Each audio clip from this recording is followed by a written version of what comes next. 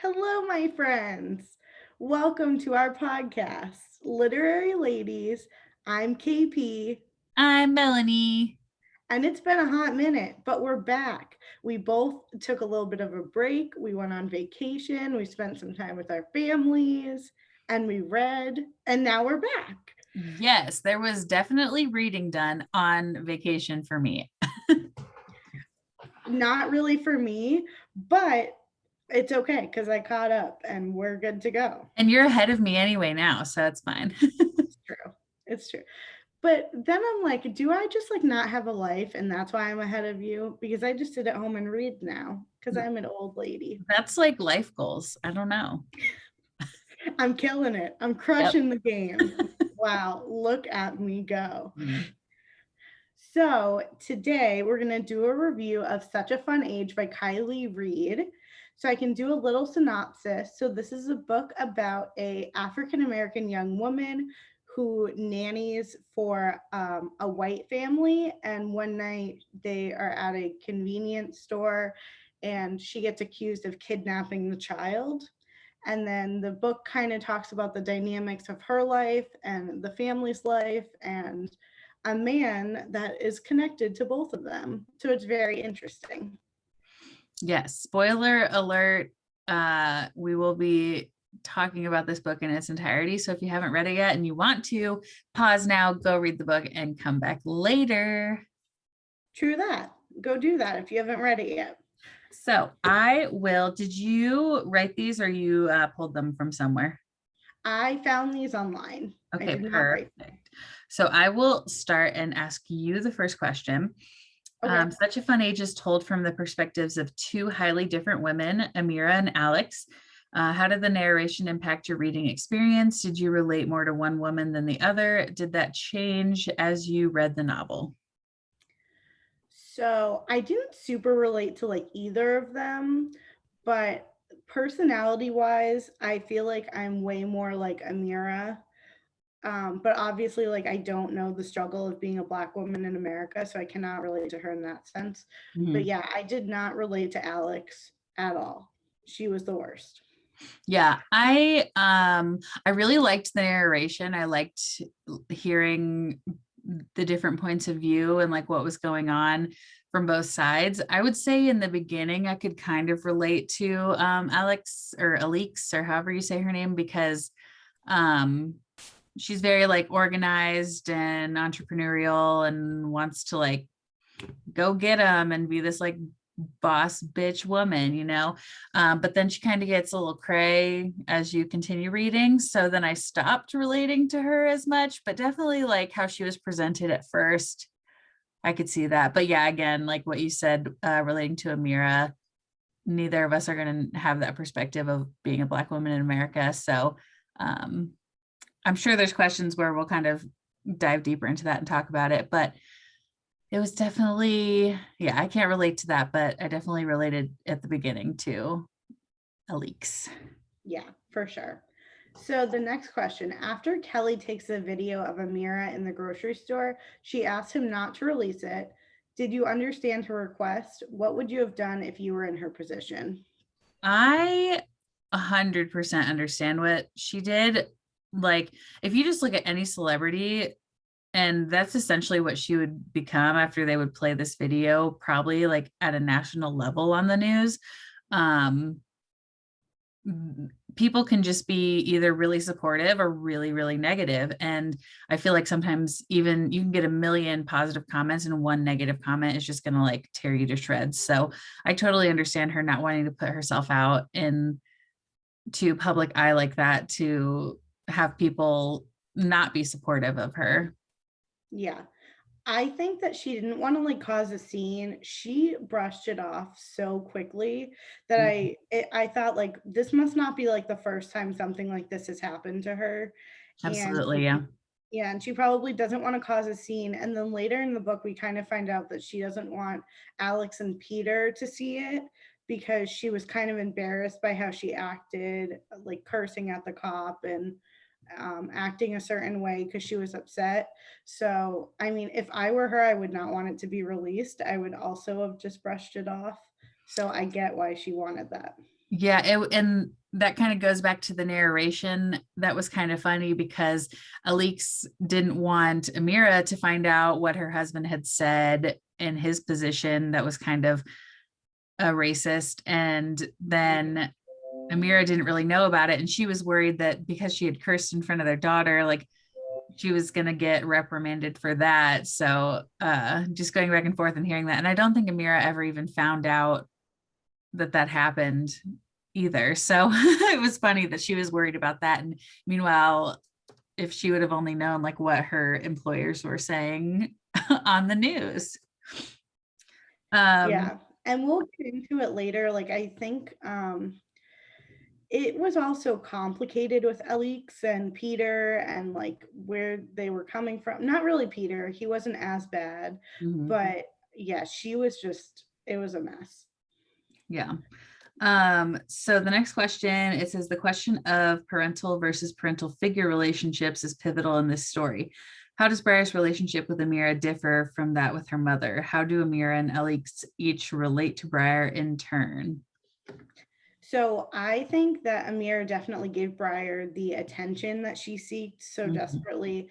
It was so sad to me when Alix didn't really care about them going to the Halloween thing at the dance studio, mhm, because obviously both of them had planned that and they were excited for it, and it just kind of showed the huge disconnect between her and her child, like not really knowing what her child liked and what they didn't like and whatever. And at the end, when Amira said to Alix, you need to start paying attention to her before she notices, don't, I was like, oh shit, like this is bold of you to say, and also like the truth. mhm.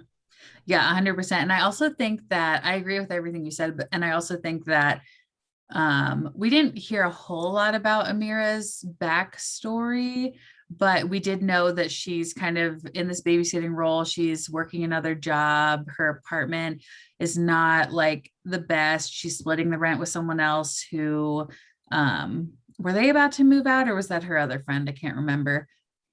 So her other friend was moving out and she was thinking about moving into that apartment, but But I it was don't too think she could. expensive. Yeah. Yeah. And then they kind of talked about how her furnishings in the house weren't very good, and she was kind of embarrassed about it when Alix came over with Briar. But um, I think that these experiences that she had with Briar, because she was super disappointed about not going to the Halloween party too. These were like maybe first time experiences for her too. So she got to like go through it with Briar. So I think she related to Briar just on that level and also just had this bond with her that her mom didn't have at all. Yeah, I agree. So, next up, while the age in the title recalls childhood, the novel is very much about Amira's pivotal age and her experience as a 25-year-old learning how to be a grown up. Talk about some of Amira's challenges as well as her freedoms. How does your experience compare to hers? Okay, the one thing that comes to mind when I think about this is when Alix's when they were at Thanksgiving and one of Alix's friends was asking her about or kind of pressuring her about where she was going to go to college and what she was going to keep doing with her life. And I feel like that's just so nail on the head, hit the nail on the head. Yeah, for like that age range. Like it's so enforced in us to go to college and then it's like, well, now our college degree is even like worth much because everyone has one. Like everyone's being forced to go to college, and we just forget about all of these other occupations that people can do without a degree. And you don't necessarily have to go to college. So I definitely relate a lot to what was happening there with her and some of the challenges she faced there. And I think I think the book like perfectly reflected kind of what it's like to be working in a job without a degree and worrying like, am I going to have health insurance? Am I going to be able to pay my rent this month? You know? Yeah. I could totally relate to it because I was looking back on where I was at when I was 25. I was living at home. I was working a job at a hotel that did not have benefits. It had awful pay. It was terrible. and I didn't have a college degree. So it was, I kind of had to move home and figure out where I was going to work, kind of start from the bottom and work my way up. And it worked out, thankfully, for me. But for some people, it doesn't because they don't really find that like job or career that they want to get into that they can get into without a degree. Mhm. So, Okay. Next question. An unexpected person links Amira and Alix. What was your reaction when you realized the connection? How did it make you view Alix differently and Amira differently? so I thought at the beginning of this that Kelly knew that Amira worked for Alix Mhm. and he was somehow trying to like sabotage their relationship or something. But then later in the book, when you realize that he like didn't know, it was just a big coincidence. Um, Alix definitely had like so much resentment and anger towards him. And when he said to her, like, all I did to you was break up with you. That's the Mhm. only thing I ever did to you. And I was like, dang, like that's true. Like she's taking this and like being a victim, but he didn't even do anything to her. All he did was not want to be with her anymore in high school. Yeah, Alix is like wild. Like when you heard her narration, when all that was going on, you're like, girl, you need some like serious help. What in the world is going on in that brain? Um, yeah, I I think I didn't really, it was weird to me because obviously he knew like the last names of the people, and maybe it's just because she had been married so her last name was different and she had, I don't know, but you'd think that he would have realized or at least been curious if he knew the first name was the same. But I didn't really have any suspicions that he knew until they got there at Thanksgiving, and that was a big surprise when they saw each other. But um yeah, other than that, I mean, definitely my opinion of Alix changed after she started trying to like, because she was, can we just talk about how weird she was, like obsessing about Amira? I was like, is she in love with her? I didn't really know what was going on with that. I also thought she was in love with her. I was like, I don't understand this. Like, first you don't really like care about having a relationship, and then you find out she's dating Kelly and you're like in love with her and you want to like be with her.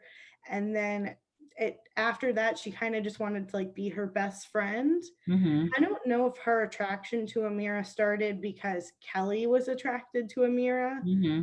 I just that whole thing was so weird to me. Yeah, it kind of was like a big roller coaster, but that's besides the point, I guess.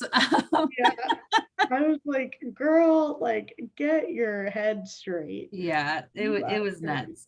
Yeah, my opinion of her definitely changed throughout the book. I'll just say that. Yeah. I mean, I also didn't think she was horrible at the beginning of the book, but then the more I got into it, the more I was like, oh my gosh, like this woman is a psychopath. Yeah, because you kind of find out that she's been crazy the entire time. Like, especially when you see that she realized that she had accidentally put the note for Kelly in the wrong locker, and she had like sent this person to not prison, but got arrested for no reason really. Yeah, exactly. All right. So Kelly is the first person to point out the racist accusations against Amira, but at times he seems to forget that they have very different experiences, whereas Amira is always aware of it. Talk about the moments where they don't seem to communicate well about their specific perspective. I mean, I think you can see this from the very beginning with the video that he took, because he was really adamant that she needed to have it, even though she insisted, like, I just want you to delete it off of your phone. And he like still persisted and made her email it to herself. And obviously that ended up biting them both in the butt at the end of the book, where Alix ended up sending the video, but because it was in like the sent folder from the email or whatever, um yeah, I think that's the biggest part where I saw it. And I'm trying to think of any other, do you have any other that you have to point out from the book? No, the only one was the him taping the interaction. I Mhm. don't think he had been exposed to something like that where he'd seen someone being so blatantly racist. So he was, I think, very thrown off by it. Whereas Amira, I think, was just like, okay, move on. Yeah. She was pretty like cool, calm, and collected. Like obviously her narration, she's like, what the heck is going on? But you Mhm. know, she's calling her boss and keeping Briar close to her because it's like these other people are strangers. Like, why would I let this child that I'm taking care of go with you strangers? Like just because you're white, like I'm supposed to trust you with this child? Heck no. What in the world? Yeah. And Uh, and when she called Peter later in the book, Alix was like, why didn't she call me? Why didn't she feel comfortable to call me? And it's like, maybe because you're a psychopath and yes. Peter's normal. But I mean, this has happened so much. I don't want to say so much, but I know this has happened in real life where African American people have been seen with white children and accused of kidnapping, or I don't know. Yeah, I guess just kidnapping them. And that is like so insane to me. Like, Yeah, what? because I feel like you're my first reaction of the opposite. If I saw like a white couple with an African American or like any other race other than white, if they had a child, I would be like, oh, they adopted the kid, maybe, or like maybe they had it with a different partner or whatever. Like my Mhm. mind doesn't go to kidnapping like that. It just blows my mind that that's the first place. Like obviously, yeah, always be aware of things with anybody, like, but if no one's acting distressed, like they're dancing in the store together, like this child is in no clear distress, there was Yeah. no reason for that to have been called out at all. And then I think at one point the cop was asking Briar, like, do you know this woman? Who is this woman? And it's like, she does, obviously, but she's also like, I think 3 years old at this point. Yeah, So, her come communication skills were not like good. And I'm thinking like, what if she had what was the other baby's name, like Catherine Catherine, I think. or Yeah. something? I'm like, what if she had that child too, who like can't communicate and say like, oh yeah, I know who this is, like I know their name. Yeah. Oh, that would have been so bad. And that's not appropriate for an adult cop to ask a 3-year-old if they know the person that they're with. Yeah. Like, that's insane. No. Oh And then no. he like tried to take her phone. She's like, no, like let me just call my boss and get them to come down here. Like, I can't imagine. That's wild. Yeah. Okay. So Kelly and Alix have a fraught history. Do you think Alix is right to blame Kelly for many of her issues growing up? Do you think Kelly's perception of Alix as spoiled and privileged is fair? So I think that going back to him just saying that the only thing he ever did to her was break up with her, Mhm. and she made up all these scenarios in her head as to all the things he did to her that he never actually did. And yeah, it was her mistake putting that letter in the wrong locker. And then, yeah, she was spoiled. She was privileged. She didn't understand any other perspective besides the lane she was in. Yeah. The only thing I will say is that it talked about how her parents became millionaires and then spent all of their money very rapidly. So I Mhm. think that maybe her entire life wasn't that way. And that's when she kind of like had to build it up herself by helping those kids write the letters. But yeah, for the most part, I agree with what you said, especially him saying, you know, the only thing I ever did to you was break up with you. And like that should have just been the end of their relationship. Like, oh, what a coincidence now, like 15 years later, we're running into each other outside of our high school. Like, cool, how have you been? Not, oh my God, you ruined my life. And now you're trying to backstab me with my babysitter. Like, who instantly starts to think that? I don't know. a, a mad A woman. mad woman. All right. Alix devotes herself to befriending Amira, but Amira only sees Alix as her employer. At the end of the day, did you find their relationship to be anything more than transactional? In what ways do you do each of the women try to maintain or disrupt that boundary? Yeah, no, there was like nothing more to the relationship other than Alix wanting to like invade into this other woman's life. Because if she really wanted to be friends with her, it would have started from the very beginning when she started working there. It wouldn't have just been like a spur of the moment thing, like years after she had been working for them already. I don't know how long she actually worked for them, but yeah. And as far as them like maintaining the boundary, I would say Amira like continuing to have that like work polo that she wore like every time she was there. That was probably like her way of being like, hey, I like work for you. I'm not trying to sit here and drink wine with you every night and be your best friend. Yeah. So I think the two times that Alix like kind of crossed the boundaries was looking at Amira's phone almost every day. That is insane to me. Yep. That's not your property. And then when she showed up to Amira's house, but Amira had never given her her address, she like found it off the resume. Oh. Yeah, I was like, what? That's when she showed up with the kids, I was like, this is insane. Yeah, you're right. I didn't even think about that. Yeah. Hmm. So, and also when they did the interview at the end of the book with the news station, and Mhm. Amira said, like, oh, yeah, I was wearing my work uniform. And Alix did not like that she said that, but it's true. She Mhm. had her wearing a uniform while she worked for her. Oh, that woman was nuts.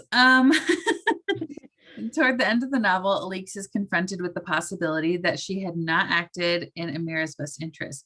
Do you think Alix meant well by getting involved in Amira's situation? Do her intentions ultimately matter? Alix did not mean well by releasing that video. She wanted there to be buzz for her new book so that people bought it. And then she wanted to clear her husband's name, saying he wasn't a racist. Because, you know, if you have an African American woman working for you, you cannot be a racist. Right. And Like, she also wanted to ruin Amira and Kelly's relationship, which she did because they never ended up getting back together, which is really sad to me. I thought they would, but I thought they would too. That was very sad in the end. yeah. No, I don't, she was never like going back to the question we just answered. If they had been friends from the beginning, then yeah, it could have possibly been that she was acting in her best interest. And she did offer to like get her a lawyer or whatever, but that was even then purely out of her own worry, I guess, for like her husband. I don't know, because like if the video would have come out, I guess it would have made him look better after what he said online. But she also didn't want to lose like her as a babysitter either. So it was definitely just like self-serving everything that she did. Yeah. And it's not super relevant to this question, but back to the one about like her having a relationship with Amira, she had mentioned that all of her friends had really close relationships with their nannies. And I don't think she was like able to do that. She didn't Mhm. have the type of personality to be able to have the super intimate relationship with her nanny where it felt like family.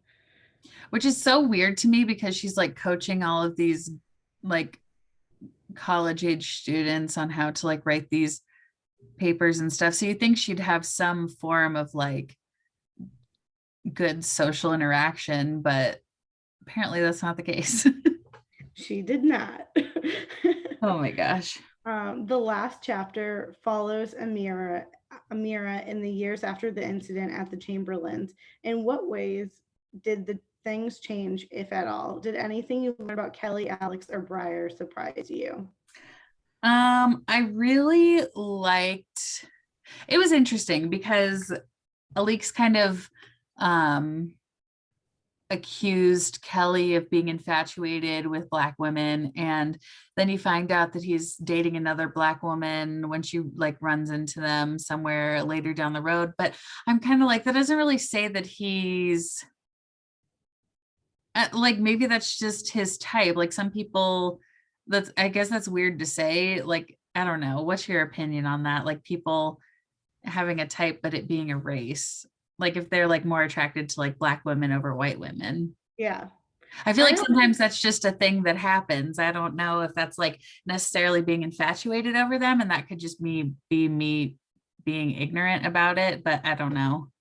No, I think everyone just has a certain type of person that they're physically attracted to. Mhm. And whether that's white, black, Indian, Asian, whatever, like I don't think that's weird to only be attracted to a certain race Mhm.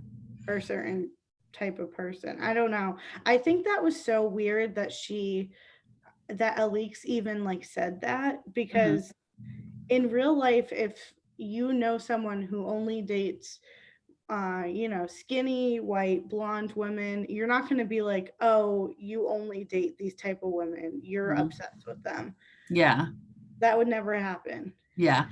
I don't remember much about Alix and Briar.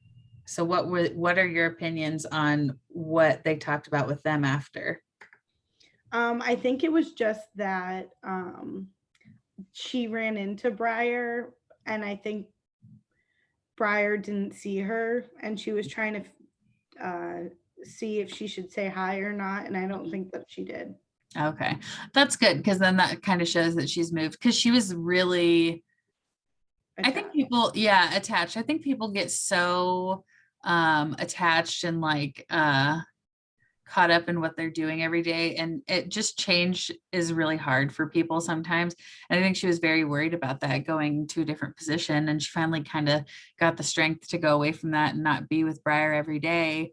And I guess just seeing her then, like, she's still a person, she's still like doing okay. I think that was reassurance for her. Yeah, I agree. I think that she would have left that job sooner had she not had that relationship with, but it was hard for her to leave and to not see Briar every day. Yeah. Okay, so last question. There are many uncomfortable but relatable moments in such a fun age. In what ways did you see your own experiences reflected in this story? How do you feel seeing them explored through the characters? The only thing I super related to was like the age thing and trying to like find out where I should be in my life at age 25, because I Mhm. think a lot of people are in that kind of situation after college where they have to move home. They have to, whether you graduate college or not, they move home. They have to figure out what kind of job they're going to get. Mhm. 26 is like a scary age because it's when you're cut off from your parents' insurance. So you have to like figure out how to get a job with insurance by 26. Yeah, it did a really good job kind of talking about navigating through that time frame and what happens when you maybe aren't getting it completely right all the time. So I really enjoyed that part of it. Yeah. Um, and moving on to a rating, what would you give this book out of 5 stars? I would give it a 4 out of 5. I agree. That's what I rated it on Goodreads too. I liked it. I would definitely recommend reading it. It was good. The incident with the grocery store happens like right in the very beginning of the book, and it'll kind of make your blood boil and make you want to like go yell at this security man at this fictional grocery store.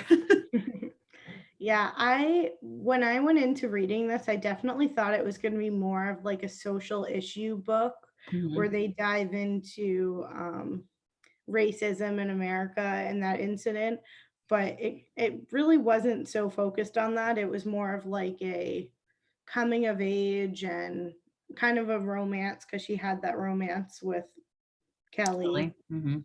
Yeah. Yeah, it was good. So next we're going to say who we would cast as the characters if they were in a movie. We have three. So do you want to start? Do you want to do like Kelly, Alix, and then Amira? Hmm. Okay, so who did you pick for Kelly? I picked Adam Brody from the Oh, OC. yeah, that's a great choice. I really like him. I selected Aaron Tveit. I don't know if you know who that is. No, who is that? Tveit. I don't know if I pronounced his last name right.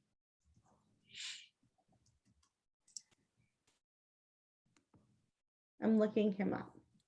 He's been Oh, on Broadway, Les Mis. He is very attractive. Mhm. Okay. Okay. I just found KP her new celeb crush. Yes.